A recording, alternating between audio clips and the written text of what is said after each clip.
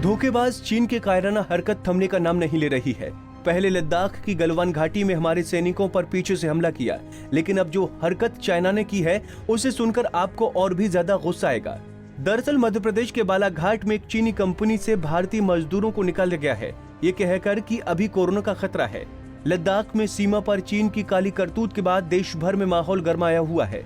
मध्य प्रदेश के बालाघाट में भारत सरकार के उपक्रम मैगजीन और इंडिया लिमिटेड मोइल में कार्यरत चाइनीज कंपनी चाइना कोल CC3 ने 72 भारतीय मजदूरों को काम से निकाल दिया है। ये सभी मजदूर पिछले 1 साल से इस कंपनी में अंडरग्राउंड शाफ्ट निर्माण कार्य कर रहे थे। इस बीच लॉकडाउन में कंपनी का काम बंद हो गया था। 3 महीने बाद कंपनी ने दोबारा काम शुरू किया, लेकिन कोरोना संक्रमण के बहाने सभी 72 भारतीय श्रमिकों को कंपनी ने बाहर निकाल दिया। मजदूरों को कंपनी से निकाले जाने के मामले का खुलासा तब हुआ जब परेशान मजदूर कलेक्टर के पास काम मांगने पहुंचे। मजदूरों ने कलेक्टर से इंसाफ की गुहार लगाई। कलेक्टर ने इस मामले पर जल्द से जल्द कोई हल निकालने का आश्वासन मजदूरों को दिया है। वहीं स्थानीय मजदूर संगठनों ने भारत सरकार से चाइनीज कंपनी का कॉन्ट्रैक्ट निरस्त कर भारतीय कंपनी को कॉन्ट्रैक्ट देने की मांग की है। मैं चाइना कोल नंबर 3 का वर्कर हूँ, अंडरग्राउंड वर्कर हूँ और लॉकडाउन के चलते में अभी हम लोग बेरोजगार पड़े हुए हैं। लॉकडाउन के बाद अभी जब से खुला है, जब से काम भी चालू है, तो उन्होंने किसी भी इंडियन वर्कर को काम पे वापस लेने से मना कर दिया।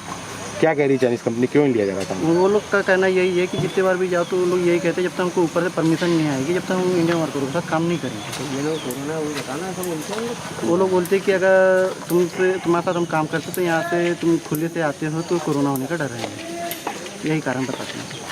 ये हमें जानकारी मिली कि माइंस में एक कंपनी है, प्राइवेट कंपनी जो चाइना कंपनी है, डेल्टा कंपनी के नाम से, वो यहाँ काम कर रही है। और यहाँ पर इनके जो मजदूर है लगभग 70 से 72 मजदूर हैं। इन लोगों को लगभग 3 महीने से इनका काम बंद है और इन लोगों ने पैसे की कुछ डिमांड करी थी कि आर्थिक स्थिति इनकी काफ़ी कमज़ोर है, 10,000 रुपये की माइंस के द्वारा, तो इनको अभी तक ये पैसा नहीं लौटाया दिया गया है। और अब इन्होंने समस्या बताई तो इनकी समस्या मिली तो हमको ये भी जानकारी मिली है कि इनकी जो कंपनी है चाइना वाले ये बोलते हैं कि इनको कोरोना है, इसलिए हम इनको काम पे नहीं रखेंगे और सारा का सारा काम हम करेंगे। और आज जो देश में हालात बने हुए हैं, हमारे देश के 20 जवानों को शहीद कर दिया गया चाइना कंपनी का।